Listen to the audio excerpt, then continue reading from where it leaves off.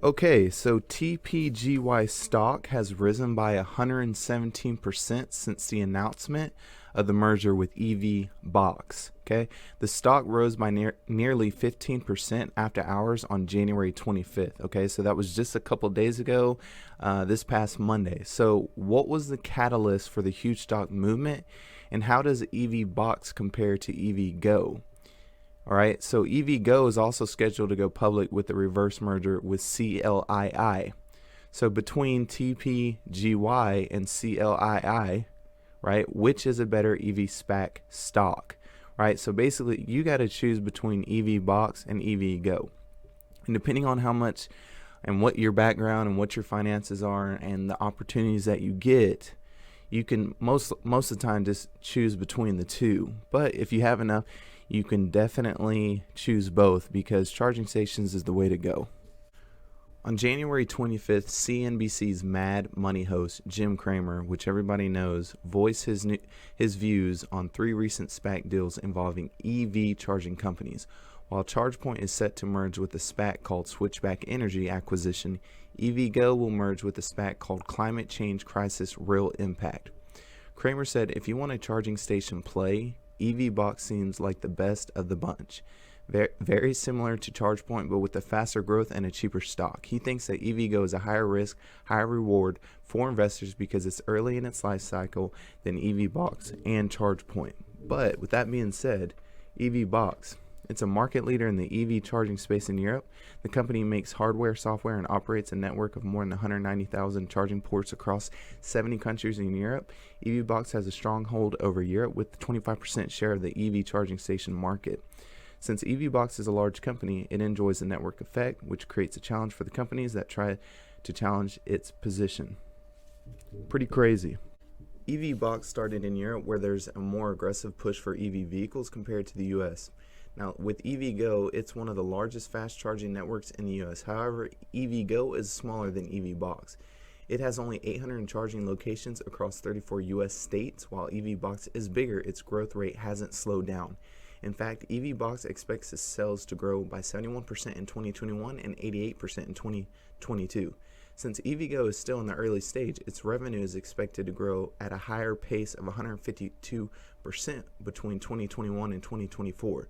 Since the company is in its early stage, the gross estimate could take off, basically. So TPGY stock has risen by 117% since the announcement of the merger with EVBox. The stock rose by nearly 15% after hours on January 25th. So what was the catalyst for the huge stock movement, and how is EVBox compared, right? So with that being said, you're going to be able to see between these two a little bit of that information, but really at the end of the day, they're both good stocks and they're really cheap at this moment. And so that's what I want you to think about, how cheap they are and where they're going to be at 5 to 10 years from now, because charging stations is the way to go. So with TPGY, as you can see, it's at $25.20 before the market opens up. I want you to see that originally it was floating at $2, then to 10, 20, and it's only continued to go up from here ever since the thought of them being able to merge with EVBox. So as you can see, it's floating still around $26. That's why I say it's pretty cheap, because 5 to 10 years now, I mean, it could be $100, $200, $300 easily. So I want you to just see that, to kind of get a visual in your mind on your decision. Then next, what I want to do is go to this EVBox website. Now it says, we're proud to announce that in 2021, EVBox Group will become a public company listed on the New York Stock Exchange, right? So this move will bolster our global expansion and enhance our portfolio of charging solutions.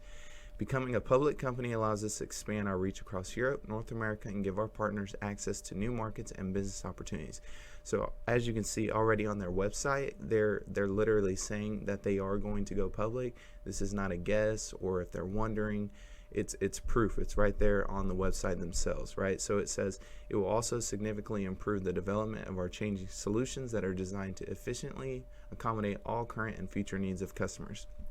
Okay, great information, but at the end of the day, they're going public. So if you need to make a decision on if you want EVBox or not, here's proof right here in the pudding. Okay, so again, it's at $25.20, something to think about. Now, with EVGO, right? So EVGO says that they are the nation's leader in public electric vehicle fast charging, which they were established in 2010. They have supported large and rapidly growing EV markets with their corporate-owned and operated stations, consistently earning top consumer scores on plug share.